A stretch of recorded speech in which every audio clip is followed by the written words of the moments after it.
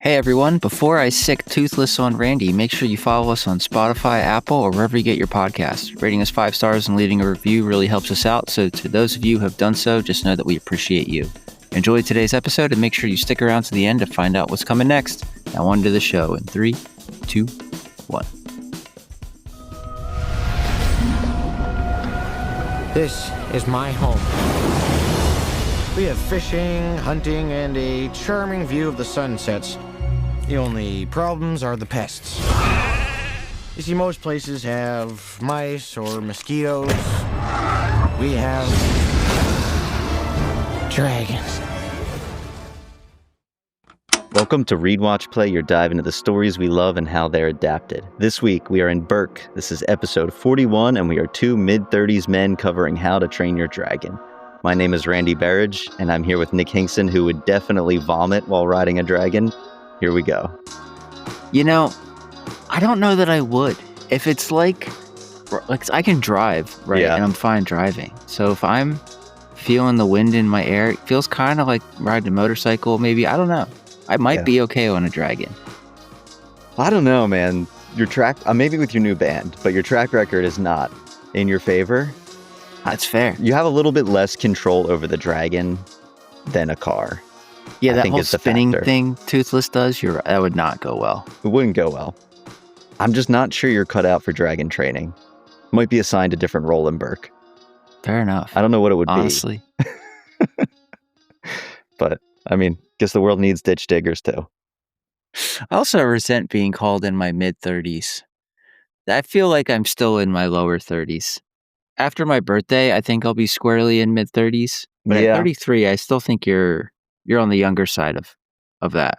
Yeah, we're on the precipice. We're both about to exit what I would consider early 30s, probably in our next birthdays. But we should live it up while we can. So we are two, and this makes it even worse, early 30s men covering.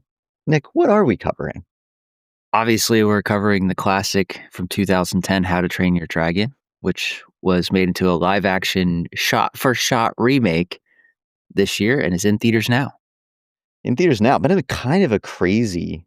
I mean, it was a slow start to the movie year from a box office perspective, but it has just kind of gone gangbusters, which is great for the film industry the past couple. I feel like there's just been a lot of huge money-making movies between this live action, the Lilo and Stitch live action. F1 did really good. 28 years later did really well. Jurassic World, the new one, has made an insane amount of money. So things have kind of popped off over the past month or two, which is great. And yeah, I mean, this is still riding it out. I assume this is a Universal property, so it'll probably be coming to Peacock, because I think whatever this corporate BS is, Peacock is owned by NBC, I don't know, one of those, and they own Universal because they're owned by Comcast, maybe, or something like that. But I assume it's coming to Peacock at some point, but I don't think it's streaming yet. Do you know?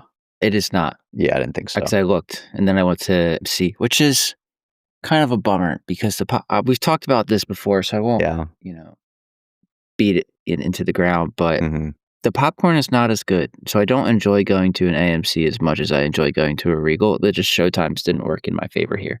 Yeah, I hear that. I don't like the apply the butter to yourself, because you just can't get it all in there unless you leave the movie theater, or like me, you eat half your popcorn before the movie starts, and then you can run out there and pump round 2 into the box.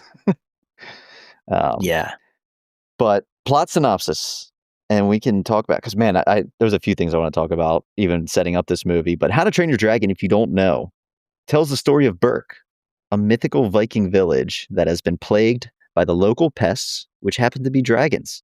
An awkward young boy named Hiccup is struggling to find his place in their dragon-slaying society and living up to the expectations thrust upon him as the son of the village chieftain Stoic the Bast. During a nighttime dragon raid, Hiccup takes down a night fury. Citizens of Berk have gotten it wrong for thousands of years with dragons. Hiccup will now need to battle not only the perception of dragons in Berk, but with the help of Toothless, discover why the dragons have been attacking Berk to begin with. few things I want to cover before we even get into the nuts and bolts of, I don't know how you felt about the original and stuff.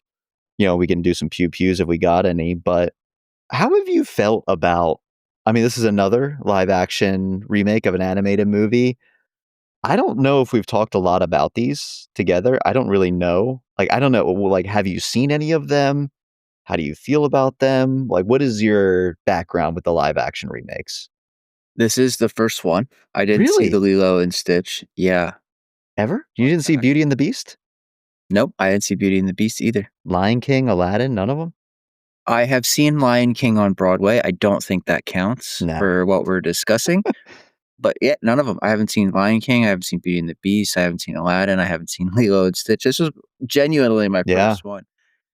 This was also the first time I saw How to Train Your Dragon. No way. Swear, You never seen the original animated? I had never seen the original animated. So Oh, man.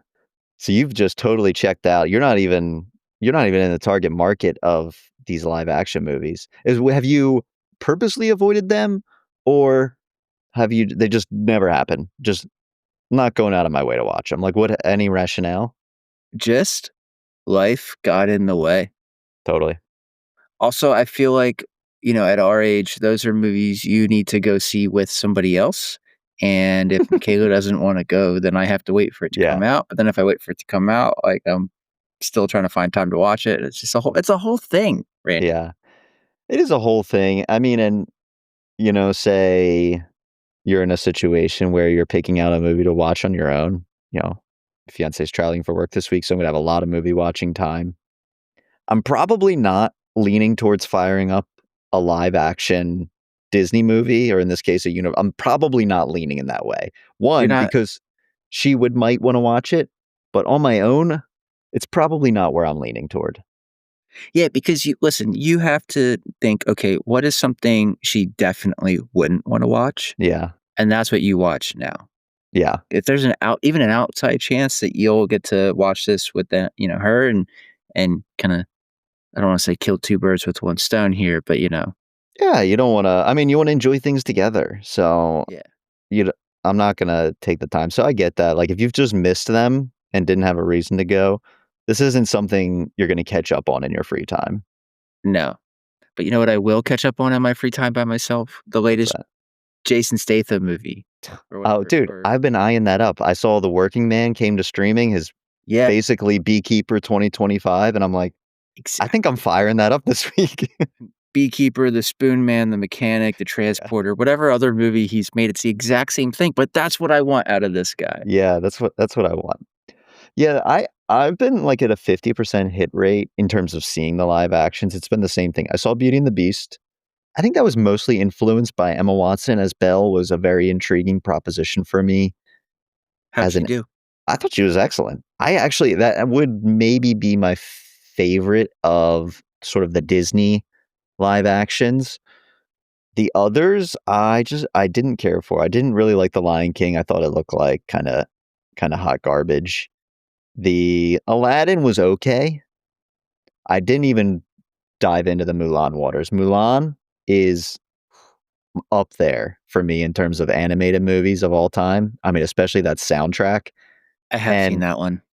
I was wrong earlier. I take okay. back everything I said in the Yeah. beginning. I have Okay. seen the Mulan one. How did that come about? I watched it with my family. Oh, It nice. was Yeah, these are also probably family watches for sure too. Mulan was cool. I'll just say this, and then I'll let you get back to it. Mulan was really cool because it was different. They didn't do the shot for shot remake. It's a very different style of film. It's almost like a mix between like a Western film, like creation of you know that story and a more traditional kung fu film that you would Hmm, see with subtitles, and that was pretty cool. So I liked it for interesting. that reason. But Yeah. Yeah, I just haven't wanted to step into it. Once I heard that they were not including some of the banger songs on that soundtrack, I was out. And I didn't even want to step into it because I like the original so much. I mean, we were in prime Disney watching era when Mulan came out. That was like a 90s, 7 or 8 release. So I was knee deep in the Disney world then. But yeah, I don't know. They've been a 50% hit rate. The other thing I wanted to talk to you about, was we went to see an early access screening of this on day one, or actually a day early. But the only option for the early access screening was 3D. Why are we even doing 3D movies anymore, man? I can't tell you how horrible of an experience watching this in 3D was. Like it felt like I was watching a Universal Studios ride for 2 hours. And I mean, I normally wear glasses when I'm in a movie theater. And you can't really wear glasses with 3D glasses. And it felt like it took a while for the picture to adjust to it. And I was like, what are we doing here? You think early access, you want this to look as great as possible, and we're doing the 3D version of who is even clamoring for 3D movies anymore? I didn't know we were still doing. I thought we were done, to Dude. be honest. Yeah, I mean, the last time I remember doing this was like Avatar in 2010. So I was shocked that this was still a thing. I honestly had no idea. And I feel pretty in the know on the movie going world. But that sucked. The upside, we got the popcorn bucket, which is featured right behind me. Oh, there is a popcorn. Yeah, we got the toothless popcorn bucket. So his little mouth opens up and you can keep the popcorn in there. I like that. Yeah, I think I don't know if we want to besmirch it with popcorn butter, but we might do Halloween candy in there at Halloween time. Just pop open his little mouth and throw some candy in there. Fantastic and age appropriate use of a popcorn bucket. Yeah. But yeah, I mean that's kind of how that went. Do you have any pews? No, I don't. And I got 3 for you, but unless you what were you gonna say? Sorry.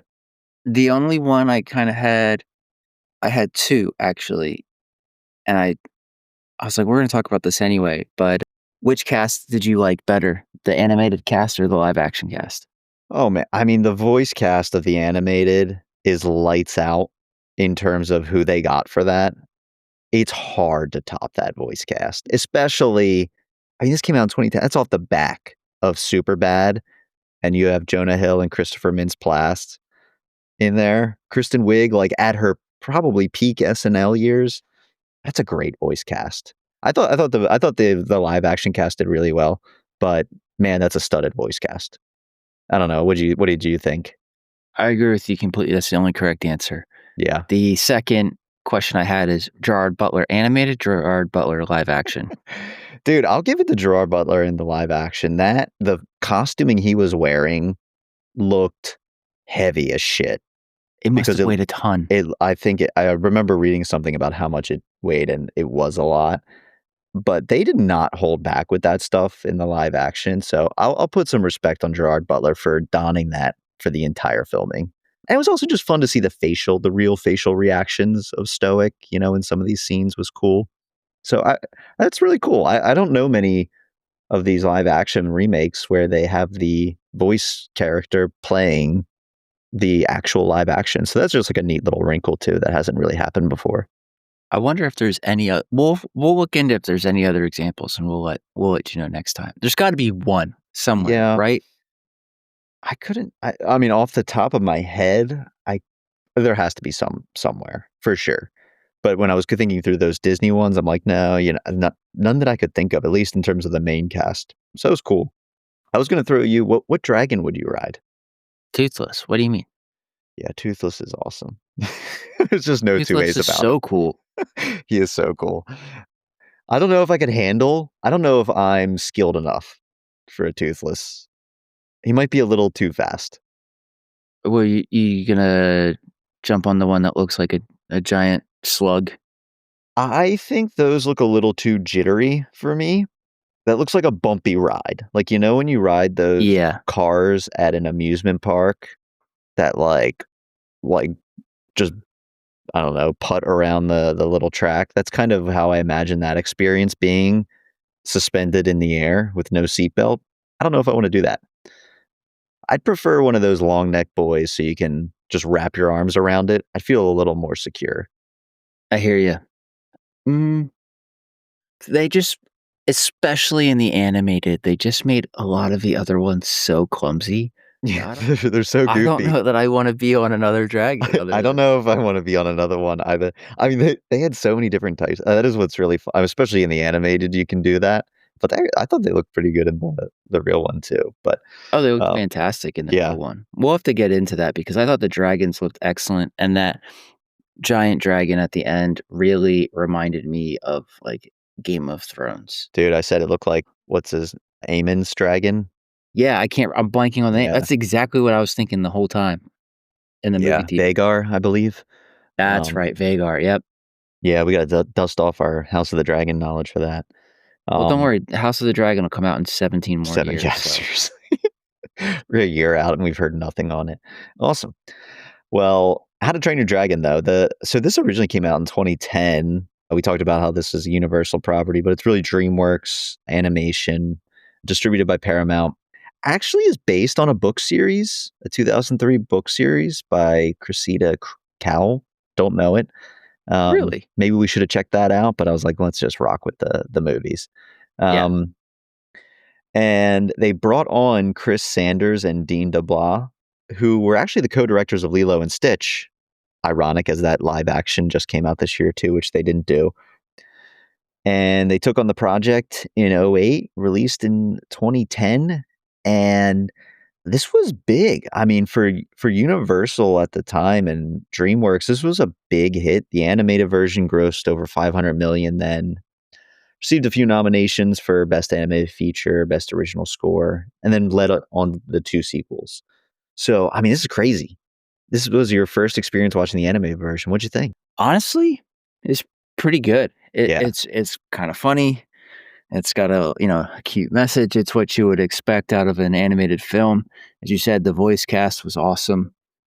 Enjoyed it more than I thought I was going to, being 33-year-old watching it for the first time, so pleasantly surprised. I'll take it. That's a Yeah. win. Yeah. Yeah, man, dude, this was Do I you didn't remember want watching it for the first time? I do. I I'm struggling to remember if it was on Netflix in college or if my computer got infected from the high seas and it just wound up on my hard drive. I don't know. One of those two options. And I remember I was in we were in it was 2011-ish. It was sometime in college. It was like 2011 or 12. It wasn't when it released. And I threw it on. It had to be on Netflix because I don't think I would have just known to download this. And I was like, okay, I need to study. So let me just throw a movie on in the background. And I got so locked into this. And dude, not even kidding. I got so locked into this movie and enjoyed it. I'm not even joking. The movie rolled credits as I was studying and I fired it up again, just round two instantly. And Just running it back. I ran it. I mean, I can count on one hand the amount of times I've ever done that with a movie, but I was like, this was an instant run back. I don't know what it was, man. I mean, I love any story with the hero's journey. I love the awkwardness of Hiccup and him trying to find his way and not only make himself known, but, figure out life with this girl he likes. And, any kid who's ever had a pet and a best friend that's a pet growing up. How do you not love this movie? Seeing Hiccup and Yeah. Toothless, I don't know, dude. It just hit me so right when I watched it. Instantly, easy top 5 animated movie for me personally of all time. Maybe some days it's number 1. So, Toothless reminds you of Butch? Is that what you're telling me? These days, Boo, our black cat, very similar. But yeah, he's for sure the bond is what you think of with your pet growing up as a Yeah. kid. So yeah, Butch, my German Shepherd, and You surprised I remember that one? I know you pulled that out. Yeah, I I mean, I can throw Sebastian out there if we want to talk about your cat. Okay, but we had what's crazy is I think Sebastian they got him right before I was born, and I Yeah, was 17 when he died. Isn't that yeah, crazy? that is crazy. Cats can get a nice long life sometimes. It's great. But yeah, man, it just worked for some of the things that you rattled off earlier. I think the movie looks great, even for being 15 years old now. Just feels like there's so much heart in the movie, and it just Yeah. worked on so many levels for me. And the voice cast was so good. I don't know. They just like really brought the characters to life. So I love the original. And you said it. Toothless is just cool. Toothless is cool. Toothless is cute. He just makes the movie. Yeah, he does. They gave Toothless this almost the sense of like cat-like shenanigans Yeah, totally. with the cuddliness of a dog. Yeah, super mischievous, but super loyal. Yeah, Toothless is awesome. I just don't know how else to put it. He's the best. And he's a badass dragon. He is. They tee up Toothless to be cool. Like, wow, we don't even know anything about these Night Furies. We have a book, we got nothing written down on it, and you're like, okay, this dragon's gonna be pretty serious. And then you meet Toothless, and you're like, this dragon is pretty fucking serious. Like, I see why nobody has called a Night Fury before. But man, just him being stuck in that little kind of sort of mini valley that he can't get out of. Almost looks like a quarry Yep. with a little pool in there. You just feel for him. You never like to see an animal in peril or struggle. And then you realize he doesn't have his little tail, and Toothless or Hiccup builds him the tail. Oh, just great stuff. It just works. Who stood out to you as a character in your anime to watch?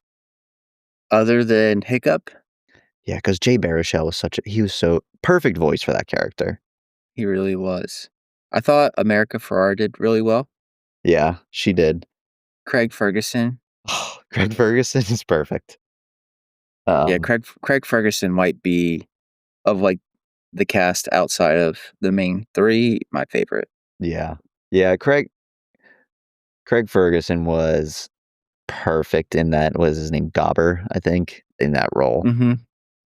Oh, just so sincere. I mean, and man, we don't need to jump ahead, but I mean, I'm assuming you've watched How to Train Your Dragon if you've seen this, but the end, when you think Hiccup somehow has either sacrificed himself or Hiccup has died, and then he just protected him on the fall, just gets you. And then he wakes up and you realize he doesn't have his foot either. It's just like, oh man, tugging at all the right heartstrings.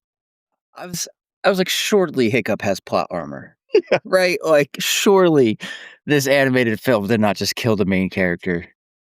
Yeah, or Toothless, died protecting him. It was like, that's what I was a little bit worried about. I was like, oh, is Hiccup going to make it? But I'm like, there's no way they're murdering one of these. Because at the time, we didn't know if there were going to be more of them. But yeah, there's a second one, right? There's 3. It's a whole trilogy. There's all 3. All 3 are pretty amazing. Like, really good. The second one especially is, I'm not going to go as far as to say it's, The Empire Strikes Back, but in terms of a sequel, it's pretty great. Expands the voice cast a little bit. I wouldn't look too much into it because there may be some plot spoil. I mean, if you care about being spoiled about How to Train Your Dragon 2, which you should be. I'm just looking at the cast real quick. But it was, yeah, man. This movie just really worked for me. I mean, not only for me personally, it worked that, my fiance is obsessed with this movie, mainly because she is the original owner of our cat, Boo, and she loves this. She's a bigger fan than I am. So it worked out well that we were both huge fans of it prior to, being together, which is cool. Anything else? Cool. I like that. Yeah. Anything else you got on the animated version? I mean, I feel like we can just slip into talking about the live action, because if we want to talk about parts or scenes, I mean, there's not much difference happening here between the two versions. No, let's get into it. The only thing I'll say on the background, really cool that Dean Deblois pitched to be the one to come back and direct this. Very rare for the animated director to do the live action in terms of how these have gone historically, but he came back and had a lot of strong opinions on keeping this in the spirit of the original as much as they could. And $150 million budget, they found their cast, which I'm sure we're going to talk about in the live action version, just released. I think it was June like 13th or 14th, maybe it was mid-June. Movie did gangbusters so far. It's already made $519 million on that budget. Yeah, it's at 4th highest of the year so far. So I think this will probably run down 800 million this year, which is huge. One of the best performing live action remakes of all time. And I don't have too much else on the background. I mean, we already talked about Stoic, Gerard Butler reprised his role. We can talk about the cast, but I mean, what'd you think? It's hard to say because it's like, if you like the original, by proxy, you're probably going to enjoy the story of the live action. I think there is a question we can get into a discussion point of, which is always the question with these live actions of, is it necessary? People talk about, what, I mean, I think we know why it's necessary. It's because of money, Mr. Krabs here, Well, but I don't know. How do you think about this? to first answer, is it necessary? The answer is no, but neither is any other film that's ever been Yeah, made. exactly. The whole, entertainment as an industry is not vital to our survival. It's not a biological need. Yeah. So, shut up and enjoy the movie. Yeah. Not you. You know what I I mean? know. I'm not I screaming know what at you you, mean. but Yeah. I think that's a silly sentiment that's perfect for internet trolls that live in their mom's basement. I will say that I watched both in the same day. That is, yeah. You OD'd on How to Train Your Dragon that day. So I will say I think that did affect my enjoyment of the live action. Yeah, you didn't get anything new. No, but I did think it was, even with, 4 hours of How to Train Your Dragon in one day, Yeah. I still thought the live action was really good. I was a little worried in the beginning. Those kinda opening scenes, I was like, "It looks good," but I wasn't sure of the cast and what they were Mhm. doing with it, and I wasn't sold. I also didn't know Gerard Butler was coming back for his role until I saw him. I Yeah, did that's no cool. research into the live action. I was like, "Oh, shit, okay, that's Yeah. pretty cool." Overall, as a live action remake, 8 out of 10. Yeah. Yeah, I mean, I think it executes exactly on what it set out to do. And on the positive side, which I'm mostly entirely positive of this movie because I love the original so much, but I had a very similar feeling to you where it was the first 10 to 15 minutes, I was kind of working out. I'm like, is this working for me quite yet? And it felt like they also needed to get warmed up in that movie. And I'm Yeah, like, okay, this is how this is gonna go, and this is the cast, and I had to adjust to the new cast as these roles, and the only one who felt the same was Gerard Butler. Um, well, yeah, that was or the exact same. yeah, the exact same. But overall, I really loved it.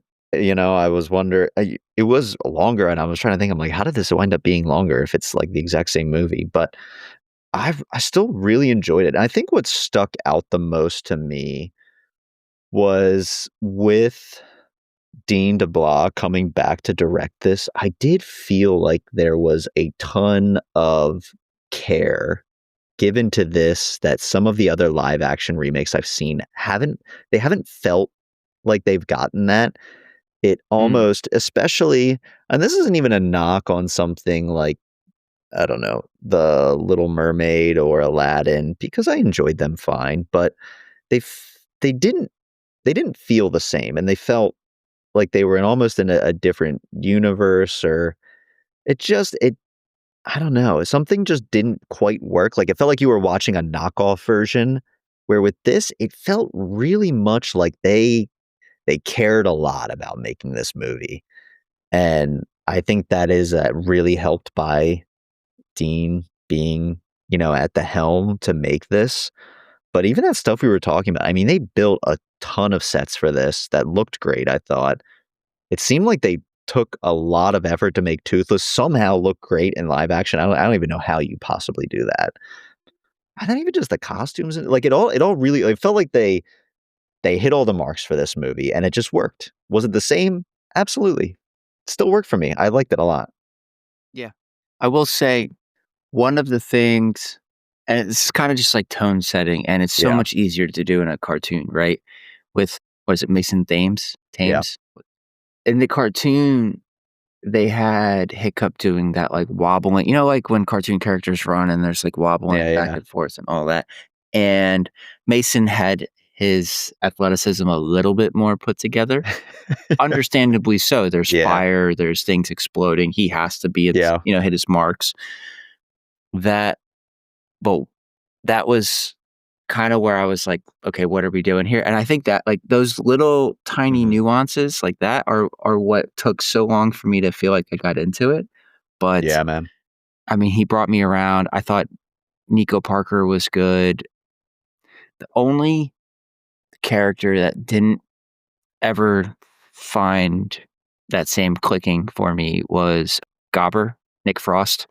It Yeah. just wasn't the same as Craig Ferguson's, and that's no criticism of Nick Frost's performance. I just think that type of character really lends itself to a cartoon and not so Yeah. much a live act. Like missing an arm, missing a leg, like Yeah. I'd agree with that, and that was one of my few notes as well, and I love Nick Frost. Huge Shaun of the Dead and Hot Fuzz fan. I mean, he's gonna be Hagrid, and this almost felt like a little sneak peek of that in the HBO series. But I almost thought, I'm like, is it just the voice? Because Craig Ferguson's voice is so freaking distinct and breathes so much life into the Gobber character in the animated that I think that is what threw me off that more than any other voice could have in been. terms of changing that. I was like, it just felt so different, man. Yeah. I don't know. Also, like you said, Jay's voice was perfect for a character like Hiccup. Yeah. Mason was like, and not to, talk bad about someone's voice. It's just like, he had such an uphill battle trying to play the live action version of this character. You're behind the 8 ball when Jay puts out a performance like that on a cartoon as a Yeah. voice actor. I mean, honestly, credit to Mason Thames in that some of the differences from animated to live action is he looks a little more athletic than they portray Hiccup in the animated. He's like, good looking kid. He's got a normal voice. Where in the animated version we have like gangly, nasally voiced Jay Baruchel. Exactly. It's Yeah. just different. I do feel like a little bit of the sassiness of Hiccup was toned down in the movie, but I think that was the one in the beginning. I was like, okay, I need to warm up to this a little bit. And then I really enjoyed his version of Hiccup Yeah. Oh, for what like it you said, was. by 15 minutes in, I was on board. It just, Yeah. after literally watching the animated version 3 hours before I watched the live action, I think I was really feeling that difference. Yeah. And if there had been any amount of time, like in between, a day, Yeah. 2 days, 10 years, 15 years, whatever, I don't think I would have had any problems with it. And I don't want to say problems with it. I don't think I would have noticed anything. Yeah. The most spot on for me in terms of the cast, if you just want to stay on this, was the kid who played Tough Nut, one of the twins. Mm-hmm. The guy version of Tough Nut, I was like, this looks like the animated version on screen. His name, I think, is Harry Trevaldoin. I was like, this is exactly what I saw in the animated movie. I was like, this kid nailed it. Yes. Well, I mean, besides Gerard Butler. Besides Gerard Butler, yeah, who's a little bit of a cheating. No, I agree with you. Harry was funny. Yeah, he was, and honestly, I really love the two twins in the animated version is who Kristen Wiig and I don't know who plays the guy twin in the animated. I'm blanking on that It one. is Kristen. I have it right here. Kristen Wiig and TJ Miller. TJ Miller, the guy from what is it? Silicon Valley. Yeah. Yeah. Deadpool. Yeah. Yeah, they were so good in the animated version. I thought that kid brought I also thought the kid who did Fish Legs, Julian Dennison, I thought Fish Legs was pretty funny in the live. He was maybe my standout in terms of humor in the live action. Really? Yeah, in terms of getting the spirit of what was funny to me about the animated version right in the live action, I don't know, Fish Legs got me a few times. He was just goofy in all the training scenes. I was always looking out for my guy Fish Legs. Yeah. Well, I mean, that really did feel, to your point, it felt like a good cast there. Yeah. Yeah, they nailed it. The scene where he's just rattling off stats, it hit me the same in both the animated and the live action. I was like, Yeah. you nerd. The training scene just works for me in both versions. I could watch a weekly TV series about dragon training and this like if it was like Most Extreme Challenge or whatever that show was that used to be on like Spike TV or something, or just like American Gladiator or whatever. Yeah. I would watch this every week, tune in, see how dragon training's going. Nah, that arena was really cool. I thought they did a really good job Yeah. bringing that to life. Yeah, they did such a good job of making this movie look, because this could be the type of thing that looks like shit. Like they could have totally leaned into way too much CGI for all of it, but it looked really good. Even the dragons, they all looked excellent. It did. I've been waiting for us to get into the visuals here because Yeah, if you're going to do a live action like this one, you need to nail it. And especially with how prevalent the dragons have been recently in media for other shows, such as, yeah. Game of Thrones, and then the, whatchamacallit, what we House of the just Dragon. House of the Dragon. Yeah, Thank you. I mean, they look you pretty can't damn good. mess it up. You, Yeah. you have to go for it here. And I think they did. And I think they pulled it off. I thought they all looked every dragon looked fantastic, Yeah. and I couldn't have asked for, because it, like, again, it's still a kids film, so you're trying not to make them like overly menacing either. Mhm. And I thought from that standpoint, they just nailed it. Yeah. No, I agree. I thought it looked just really, really good. And the I mean, I think that's something that's fun about the animated is how different all the dragons are. It's like you just have this motley crew of dragon types. And then you have Toothless, who just stands out so much, and Toothless looks so good in the live. I just don't know how. I don't even know how you do that. I don't know how you go about filming it, but Toothless looked excellent. And you always worry. This is the type of thing where when we talk about adaptations and changes, like sometimes they're good, sometimes they're bad. This is the type of thing I was a little bit worried. I'm like, are they going to try and change Toothless a little bit to be more dragon realistic in the live action? And they just made him look like Toothless, and it worked. Exactly like Toothless. Exactly like Toothless, and it works so well. Yeah, like when you look at the movie poster for the live action, you're like, yep, that's Toothless. Like nothing's changed. Yeah. Yeah. Yeah, it looked good. I mean, and we were talking about too with just some of the costume that Gerard Butler was wearing is stoic, but all the stuff they were holding, the swords and that little training arena like you talked about, it looked great. They did such a good job. I think I saw that the special effects coordinator, one of the people behind kind of those sort of stunts in this, was the person from the first Deathly Hallows movie, which I think is a super underrated in terms of the Harry Potter franchise, and I think one of the best practical visual looking movies in the Harry Potter series, because that's when they're on the run and in the forest and doing all that stuff. And they did such a great job in this. Just it looked really good. I'm excited to see. I mean, with the money this has been making, I'm guaranteed they're going to green light doing the second movie. With all these sets built already, I'm excited to see what they do again with it. But I thought it looked really good. Do you want to hit me with?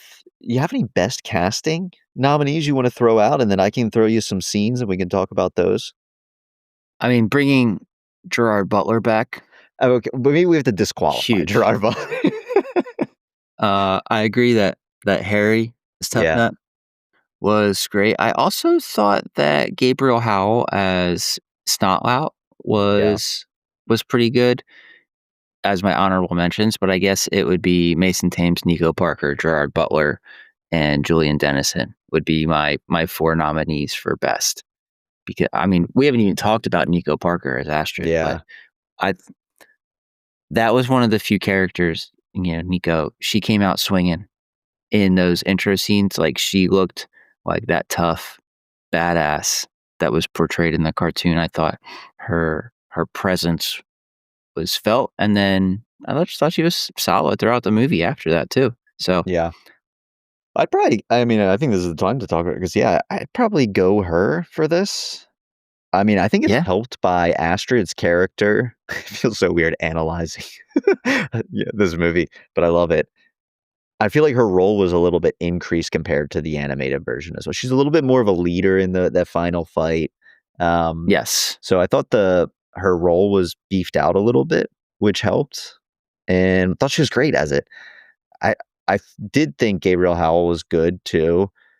That is another one where stepping into such big voice shoes with Jonah Hill being the original Snotlout, like that's what I hear in my head still.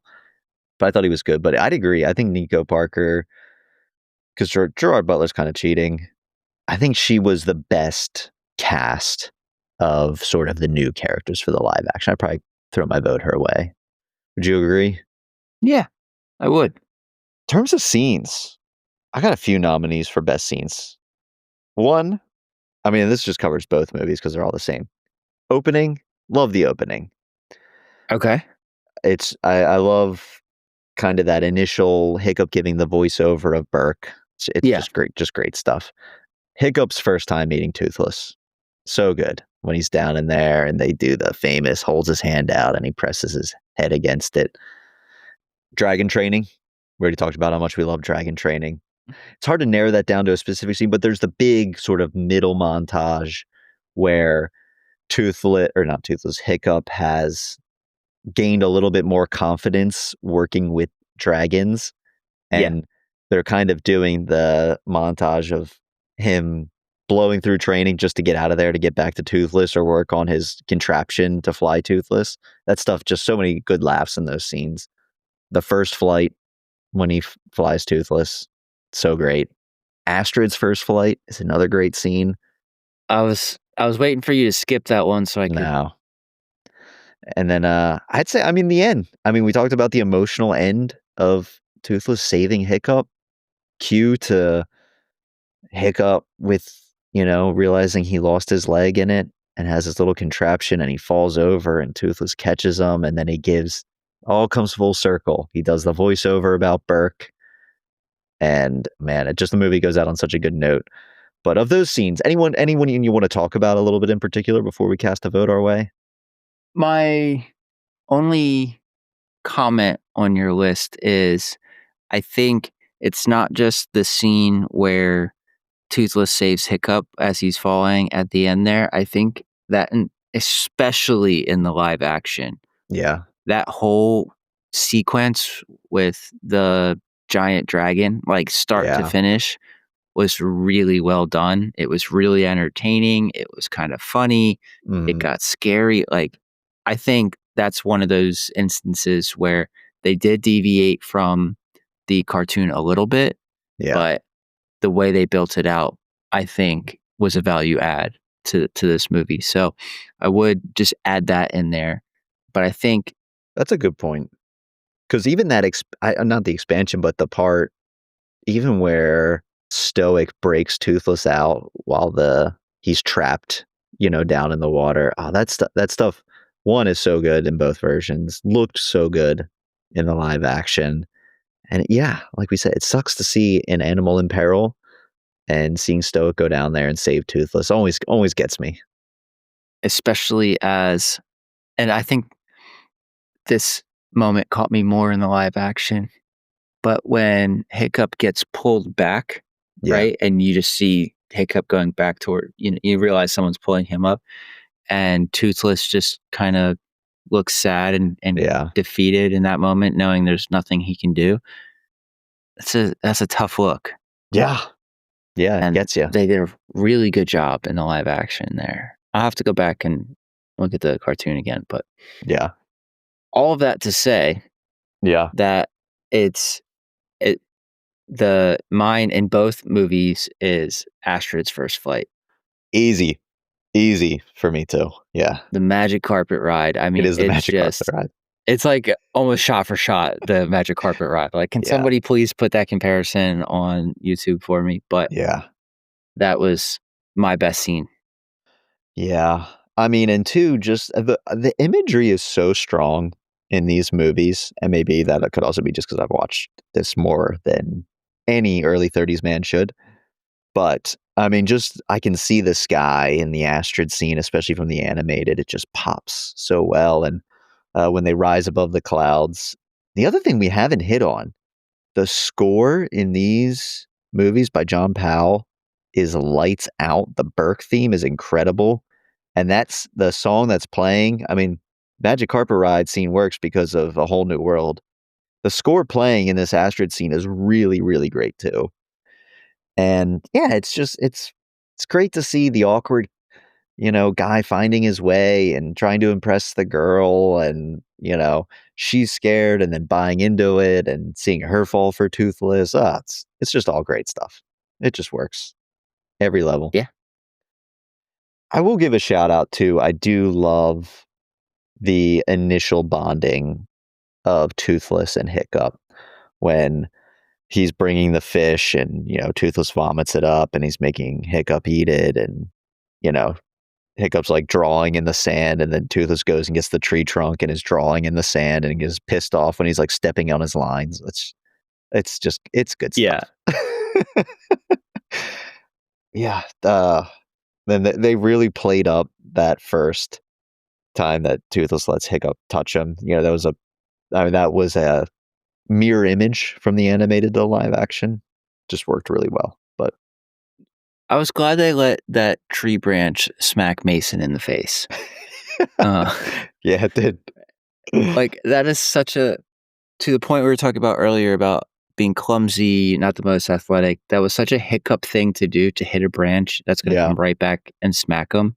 And I'm really glad they left that moment in. Yeah. Yeah, you're right. I am glad that they put that in. Interested if he just actually took a branch to the face there.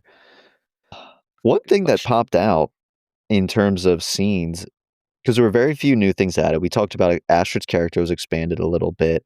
Snotlout got a dad in the live action, and had some, dad living up to his expectations. The other one that was funny for me was Toothless is allergic to dandelions, we've learned.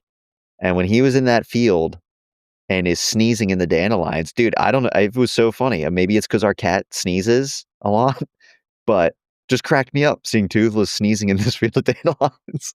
Yeah. No, it's those little moments that are nice because they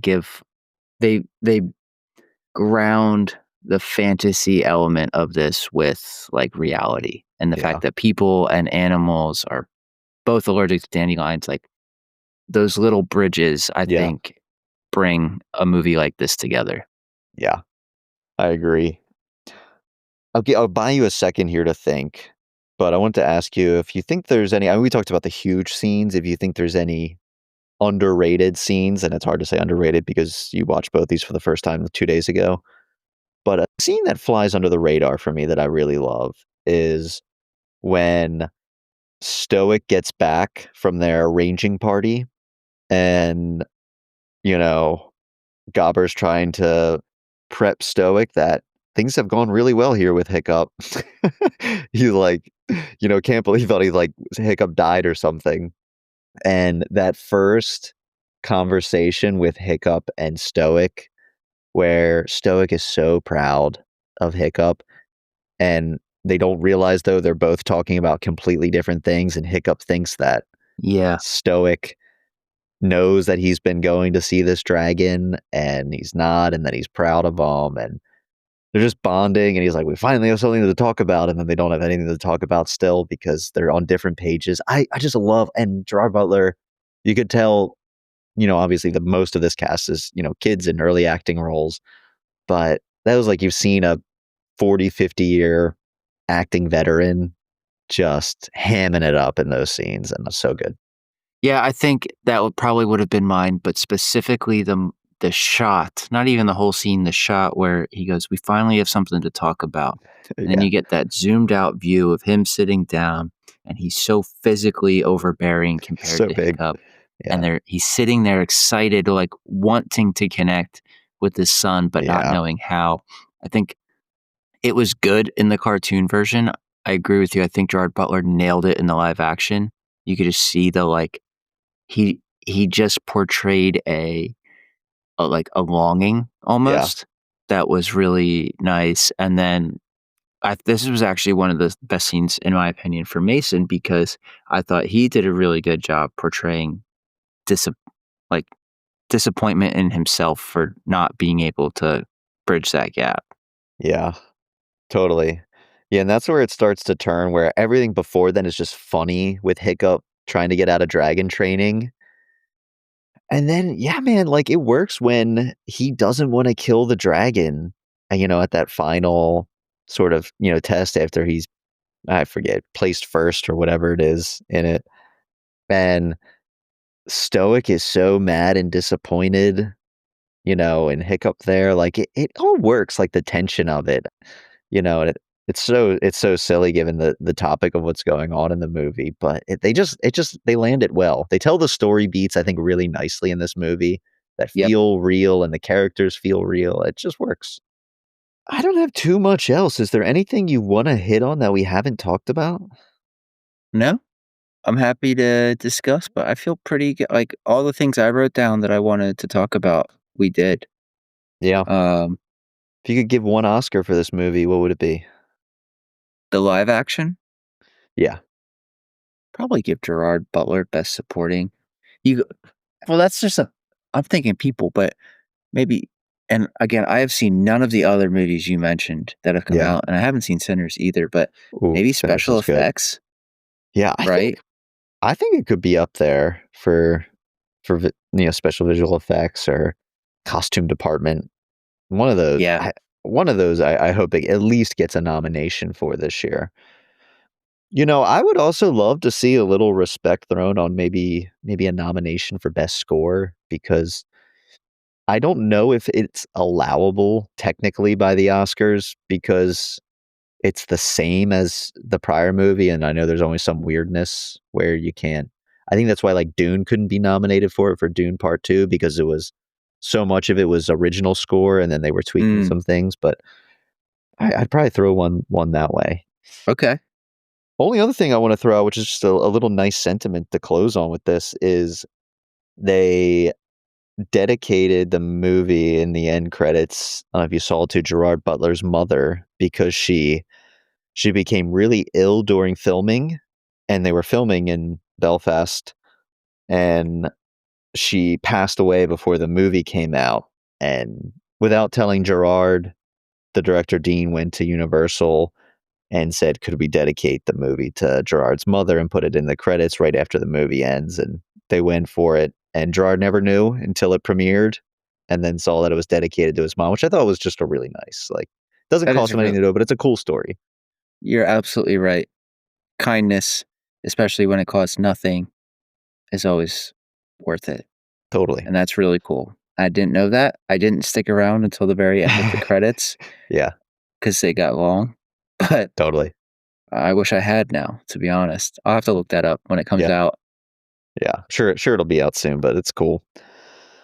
I don't have much else to hit on. You know, love the original. I thought they did a great job. They didn't change anything, and, sometimes that's what you want from an adaptation. You want it to be faithful, and this was a case where it worked. I could see them expanding some things more if I guarantee they're gonna greenlight if it hasn't been already, they're gonna greenlight the second one here. I think maybe they'll take some more liberties or grow out the story or the cast in future movies, but for this first one, you know, just play the hits, get it right, show that you care about the franchise, and I think they did that, and I Mhm. didn't feel like anybody was phoning it in here in any part of the movie, No. and it No, really no, no, worked. no. Yeah, I agree with you completely. It felt you could just from everybody, you could feel the level of care. Yeah. Got anything else you wanna hey? I was gonna say hit, and then I was gonna say, and then I just said hey. I don't have anything else I wanna hey. I don't have anything else I wanna say or hit either. Yeah, So, nice. Cool. Well, I'm glad you enjoyed this. I had no idea you hadn't seen the animated, so, man, this would have sucked big time if you did not like it, but I'm glad you did. Yeah, thanks for going to make me see some animated movie, Randy. Hated it. No, so this was a relief. In terms of what's coming down the pike, we're gonna hit Jaws next, I'm pretty sure. Almost done reading it. get that out in time for the movie that invented the summer blockbuster. So we'll hit that. Still got Gone Girl in the hopper at some point. I don't know if you finished that, but Nick and I are going to be together soon. So we're going to iron out the schedule for probably the rest of the year, or at least the next few months, because we've been flying by the seat of our pants here.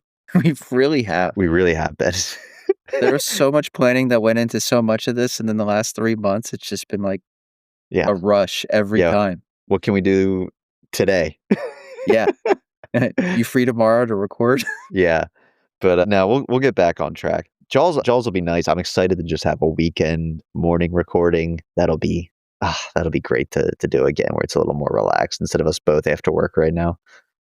Back to basics. Back to basics. Oh, Jesus Christ. We're almost back into Halloween. I'll have to get back into some spooky ones. We'll have to plan out. I don't even think we have anything nailed down for, I don't know, probably even past August. We have ideas, but we got to look at what we want to specifically slot. And we got our 2-year anniversary coming up. So there's a lot to plan around. That's right. But that is right. Yeah. You know what we still have never recorded? What's that? Daisy Jones and the Six. Haven't. It was funny. What was I listening to? I was listening to, it was some podcast, and they were talking about the show and how much they liked the show. And I'm like, maybe I need to give the show a watch, because I never went through with it after finishing the book. Okay. So I'd like to check it out. But yeah, I'd have to do I don't know. I'd have to have ChatGPT give me the cliff notes on what happened in the book. I found my notes in my notes app of the. I'm trying to pull it up real quick. Yeah, let me go. I bet I have it's like the 6th note I have in here. Yeah, my top note is, God, I hate Daisy and Billy. This is my first line. I bet it could be a really cool show, though. I don't know. Did you like the show? I liked it. Yeah. Yeah, you like the show? I actually don't know if I finished it, but I was like halfway through. But when we decided to put it on pause, I think I paused my watching. Yeah. Yeah, I'd like to check it out. Other than that, I don't know. I'm like, I can squeeze in a personal read after I finish Jaws, because, until we discuss what we want to do next, we don't have any other reading on the slate right now until we decide that. So I'm like, I can squeeze in a personal read here. I'm not sure what I'm going to go with. Okay. Do you have like a few things on the TBR? I've got a stack of books, so I should definitely read something here. I've got a few Michael Crichton I've been wanting to get to. I have that Dark Matter that I picked up on your recommendation that I've been wanting to read. What else? Oh, what was that? There's that show on Hulu that's set in Northern Ireland. What is it called? It's like a true crime sort of story. I can't remember the name now, but I've been wanting to read that. I don't know. I'm also like, should I read Dune 3? I haven't read that one yet. Should I check it out? I don't know. I got lots of options. Yeah, it seems like it. Let me know what you end up picking. Yeah, I will. Sounds good. I'm going to go finish some dinner, probably watch that Jason Statham Working Man movie, and see what the night brings. But there you go.